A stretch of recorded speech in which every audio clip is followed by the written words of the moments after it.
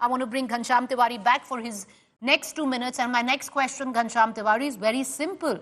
The fact is, if Yogi Adityanath is now doubling down on Hindutva, and that is going to be the rhetoric for the next 1 year, does Akhilesh, with his PDA, really have it to cut into that?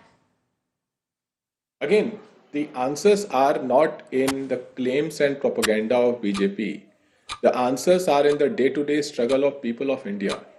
When youth day-to-day struggle with the fear that exam paper will be leaked because BJP, powered by propaganda, believes that only propaganda can win them elections, they should not deliver on anything. Then when the same youth, after multiple leakage of exam paper, eventually write an exam and the jobs are cancelled by the UP government, and while they are being promised of 2 crore jobs, their despair will define the trajectory of 2027 for BJP or Samajwadi Party. When Yogi Adityanath boldly says and stands with Braj Bhushan Sharan Singh, and all of BJP stands with Braj Bhushan Sharan Singh, the daughters of Uttar Pradesh will define the trajectory of BJP. When Yogi Adityanath boldly says that he is proud to practice the politics of Thakurs, that he is a Thakur, and there's nothing wrong with standing up for one, then the PDA will define who progresses more when a just, fair, and constitutionally modeled government is in the state, rather than one man's propaganda. When the dust settles down and people still want to find the answer to the question that how many people died in the stampede in Kumbh, why only 10 lakh rupees compensation was given to the murder at the hands of administration in the Delhi railway station stampede, that answer will define the trajectory of 2027. I don't think that a strong chief minister will depend on propaganda. BJP has seen he's not doubling down. Prime Minister doubled down when he started talking about all the kind of propagandist language and calling opposition a mujra in the 2024 election. He's just same fatal approach to BJP politics that one day will destruct the party, and Uttar Pradesh election will be that moment, that one day when BJP feels destructed because people have lost belief in them. All right. Okay, that's a hard cut. Ghanshyam Tiwari, if I have time, I'll come back to you because it's interesting you blame Yogi Adityanath for Thakurwad and say that the PDA is going to cut through it.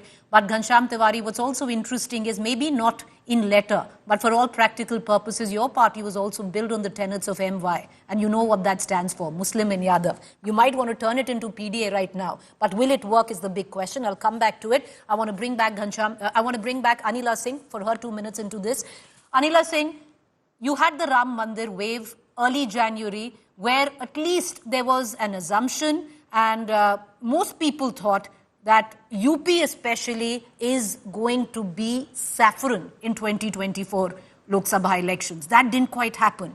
What happened was quite the reverse. Therefore, the question that I asked you, is the Hindutva campaign peaking too early? Will you be able to sustain what the BJP really does get a lot of, from polarization? Will you be able to sustain it till January 2027? Preeti, first of all, for us, if I talk about faith, and you are quoting Ram Mandir here, let me tell you, whether it is about Kashi, whether it is about Mathura, whether it is about Ayodhya, or any of our religious places which are not being, which had not been given to us, which are not being given to us, and we are fighting for it. Though we won the Ram Mandir battle here, for us it is not the political centric matter. For us it is faith. For us, it is our religion. It is the matter of our Devi and Devtas. This is the basic difference. And if I talk about Ram Mandir, like we had been fighting for it since more than 500 years. And after the demolition of Babri Masjid, you know it very well, what happened in the elections. We were never ever bothered about it, and we will not be bothered about it.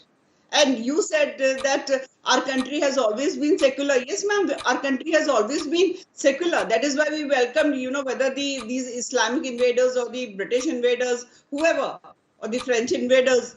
But the reality is, if our country was secular, then why Mrs. Gandhi, after bringing 42nd Amendment in 1976, inducted the word secular in a preamble? It was forced on us. And that is a reality. Vande Mataram nahi कहा सकते हैं ये. अपने आप को secular बोलेंगे कि नहीं केवल 2 पैरा रहेंगे. And the Muslim member of parliaments or the MLAs, they refuse कि हमें नहीं गाना है वंदे मातरम. जब कश्मीर जो है वहां पे हिंदू खत्म हो जाते हैं तब ये बहुत बड़े सेक्युलर होते हैं. Mass massacre of Sikhs happens and they are very secular people. I can quote you almost 20 riots where Hindus were, their throats were slit. What happened at that time? Were they secular? Of course not. This is the reality, ma'am, that they keep on targeting Sanatani Hindus, though they are in majority in Bharatvarsh, but still these political parties, they are ready to say, okay, you can have halal coffee, halal. Ma'am, that's all the time that I have for now. I'm going to give 10 seconds again. I think we have 1 more minute to go. 10 seconds again to Ghanshyam Tiwari, and then I'll come back to you. Ghanshyam Tiwari, go ahead. I'll clock you. Go ahead, sir.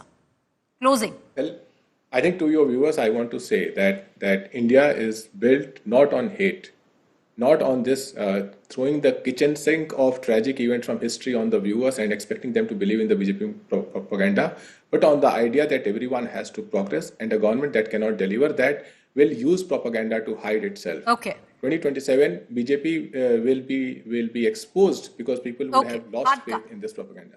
Anila Singh, the same amount of time. Go ahead. Samajwadi Party's leader Abu Azmi says Aurangzeb अच्छा आदमी था. We very well know that Aurangzeb कितना अच्छा आदमी था. And if I talk about the Sahibzadas, sons of Guru Gobind Singh, Fateh Singh Ji and Zorawar Singh Ji, his governor, Wazir Khan, he killed those young kids. And the Children's Day is celebrated in the name of Jawaharlal Nehru. Thanks to Narendra Modi Ji, we celebrate the day in December now. The reality of this political party is that I'm going to end it here. I'm going to end it here. The only thing, because you said that I said that India has always been secular. Yes, India has always been secular, but that's not what I was saying, Anila Singh. I was saying that India has been built on the tenets of secularism. And I'll just quote the Constitution, the preamble to you. It declares India to be a sovereign, socialist, secular, democratic republic. This is what I was saying. We leave it for our viewers to decide on where they stand on it. I appreciate both of you for joining us.